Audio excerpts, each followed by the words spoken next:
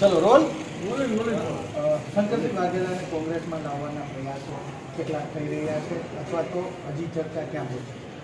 ગઈકાલે કાંકરિયા ખાતે અમારા એક નટુભાઈ પરમારની સંસ્થા દ્વારા એક ડાયરીનો વિતરણ વિધિનો કાર્યક્રમ રાખ્યો હતો અને લગભગ અઠવાડિયા પહેલાં આ કાર્યક્રમ નક્કી થયો હતો.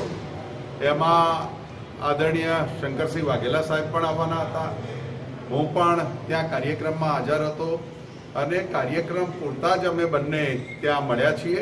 બીજી કોઈ ચર્ચા વ્યક્તિગત મારે શંકરસિંહ વાઘેલા સાહેબ સાથે જ નથી થઈ. પ્રયાસો ખરા શંકરસિંહ વાઘેલાને ફરી કોંગ્રેસમાં લાવવાના? વાતચીત અન્ય નેતાઓ સાથે પણ એમની ચાલુ છે અને જેમ અમારા રઘુ શર્મા સાહેબે કહ્યું તેમ જે રાજકીય આગેવાનો સામાજિક આગેવાનો કોંગ્રેસમાં આવવા માંગતા હશે એ માટેની ચર્ચા વિચારણા કરી હાઈકમાન્ડ સાથે મંજૂરી લઈ અને આગળની વિધિ જે કંઈ કરવાની થશે બિલકુલ કરી. નરેશ પટેલ માટે પણ જે રીતે પ્રભારીએ કહ્યું છે કે સ્વાગત કરશે, કોંગ્રેસ પ્રમુખ તરીકે માનો છો નરેશ પટેલ એ કોંગ્રેસમાં આવે તો કોંગ્રેસ કઈ રીતે બતાવશે? હવે જગદીશ ઠાકોર પ્રદેશ પ્રમુખ બન્યા છે, શંકરસિંહ વાઘેલા આવે તો કોંગ્રેસને કેટલું બળ મળે, નરેશ પટેલ આવે તો કેટલું બળ? માન્ય નરેશભાઈ હોય, માન્ય શંકરસિંહ વાઘેલા સાહેબ હોય, અન્ય રાજકીય કે સામાજિક આગેવાનો જે હોય એ જે કોંગ્રેસમાં આવવા માંગતા હશે એનું સ્વાગત છે અને એમની સાથે ચર્ચા વિચારણા કરી અને હાઈકમાન્ડની મંજૂરી લઈ અને જે અમારે જાહેરાતો કરવાની થશે એ દિશામાં કામ કરીશું. કોંગ્રેસ 2022 વિધાનસભાની ચૂંટણીને લઈને શું લોકોનો સંપર્ક કરી રહી છે કે જે લોકો મોટા ચહેરાઓ હોય, તમે કહ્યું એ પ્રમાણે, કે બીજા પોલિટિકલ પાર્ટીઝના લોકો હોય, જે પૂર્વ મંત્રીઓ રહી ચૂક્યા હોય, કે એમના કોઈ સંપર્ક કરીને એમને લાવવાનો પણ પ્રયાસ કંઈ ચાલી રહ્યો હોય કે એમના તરફથી કોઈ સંપર્ક કરવામાં આવ્યો હોય એ પ્રકારનું? બંને બાજુથી છે. અમારા તરફથી પણ સંપર્કો ચાલુ છે, સામેથી પણ સંપર્કો ચાલુ છે અને સમય આવે એ સંપર્કો કયા છે અને જરૂરિયાત જ્યારે લાગશે ત્યારે એ પાના ખોલવામાં પણ આવશે. Thank you. अभी शुरू नहीं होता है. उम्मीदवार के चयन का काम तो एक सतत प्रक्रिया है. हम एक संगठन चला रहे हैं, वो संगठन जब चला रहे हैं तो हर जगह का फीडबैक हमारे पास रहता है. हमारे पास पिछली बार जो चुनाव लड़े हुए लोग हैं, अलग अलग विधानसभा क्षेत्रों में उनका क्या परफॉर्मेंस रहा है, कहाँ हम जीते हैं, कहाँ हमारी ताकत है, कहाँ कमज़ोरी है, इसका इवेल्यूशन हमेशा हमारे पास रहता है. तो वो भी साथ का साथ चल ही रहा है काम. पाटीदार समाज के सबसे बड़े नेता हैं नरेश पटेल, खोड़लधाम के भी वो चेयरपर्सन हैं. उन्होंने कहीं ना कहा है कि मैं राजनीति में आना चाहता हूँ. क्या कांग्रेस उसको एक्सेप्ट करेगी? एक पहला क्वेश्चन यही. साथ में शंकरसिंह बाबू की भी बात हो रही है, उनको भी कांग्रेस में आने की बात. नरेश पटेल जी सामाजिक रूप से एक बड़ा चेहरा है और अगर वो कांग्रेस पार्टी के साथ काम करना चाहते हैं हमें तो बहुत खुशी होगी इस बात की. स्वागत है उनका. और भी कोई पार्टी में अगर कंट्रीब्यूट करने के लिए आना चाहता है, पार्टी को मजबूत बनाने के लिए आना चाहता है, हाईकमांड से बात करेंगे. तो शंकरसिंह वाघेला और अल्पेश कथीरा की बात भी है. देखो अभी तक तो मेरे को किसी ने कहा नहीं.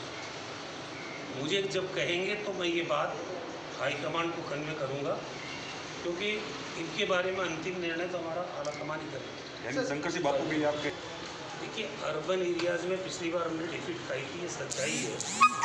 लेकिन अब तो चाहे अर्बन का वोटर हो चाहे रूरल का वोटर हो, जो हालात गुजरात में पिछले 5 साल में बने हैं, पूरी की पूरी सरकार को बदलना पड़ गया बीजेपी को.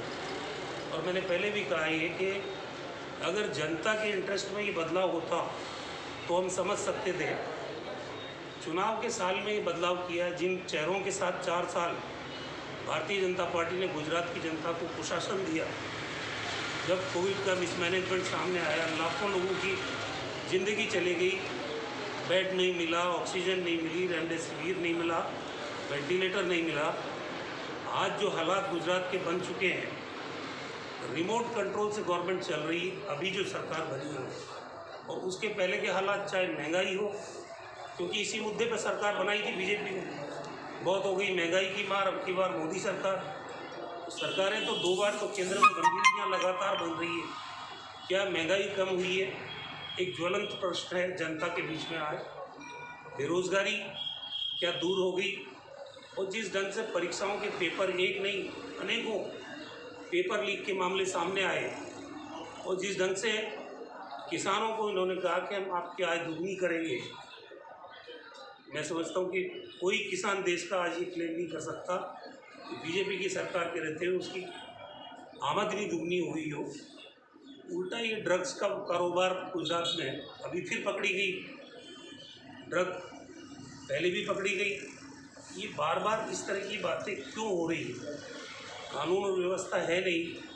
शिक्षा में जो गरीब आदमी है उसकी रीच तक एजुकेशन का सिस्टम पहुंचा नहीं है। किया क्या फिर बीजेपी? ये सारे मुद्दे लेके हम जनता के बीच में जाएंगे और जो हमारे ज़िले के नेता हैं, विधायक हैं, पार्टी के सीनियर लीडर हैं, फ्रंटल ऑर्गेनाइजेशंस के जो हमारे एक्टिविस्ट हैं, सेल्स और डिपार्टमेंट के सभी लोगों से बात करेंगे। इन दिनों में पार्टी संगठन का निर्माण का काम चल रहा है। अभी जगदीश भाई के अध्यक्ष बनने के बाद 13 जिलों में हमने अध्यक्ष बनाए हैं।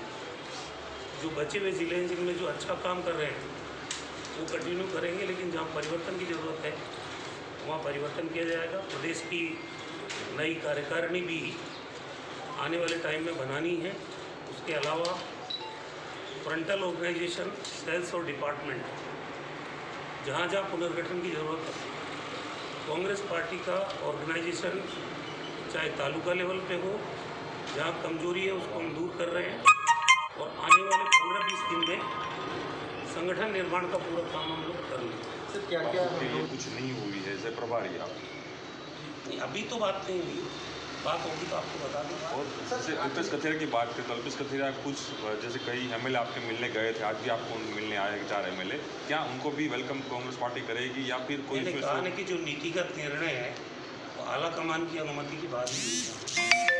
आखिरी सवाल ये रहेगा, आपने बताया कि नरेश पटेल जो सामाजिक बड़ा चेहरा है, अगर वो कांग्रेस से जुड़ना चाहते हैं तो उसका वेलकम करेंगे, लेकिन यही आधार पे बड़ा चेहरा है, क्या आपकी ओर से प्रयास होगा? क्योंकि वो राजनीति में आना चाहते हैं, तो क्या आप प्रयास करेंगे कि ये वो कांग्रेस देखिए, में जो हम प्रयास कर रहे हैं या हमारी जो भी बात होती है वो मीडिया के माध्यम से नहीं हो सकती ना। आए?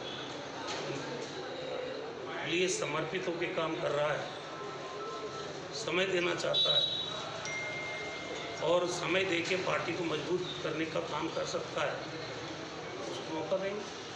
सर ये जो